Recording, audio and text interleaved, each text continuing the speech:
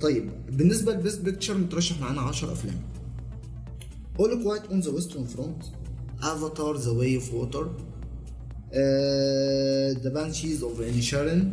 ومترشح معانا فيلم إلفيس، و Everything Everywhere All at Once، The Fableman، وتار، توب جان مافريك، Triangle of Sadness، وWoman Talking. طيب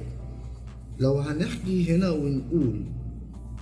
أفضل فيلم في السنة، فتعالوا نطلع 3 أفلام كده علشان نرتاح بس من القصة دي كلها، مع كامل الاحترام لوومن توكينج، مع كامل الاحترام لأول كوايت اون ذا ويسترن فرونت، مع كامل الاحترام لذا بانشيز اوف انشارين، مع كامل الاحترام لإلفيس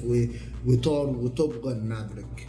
فاحنا هنقول تراينجل اوف سادنس مع ان صعبة شوية، Everything Everywhere All at Once، وذا فيبلمان.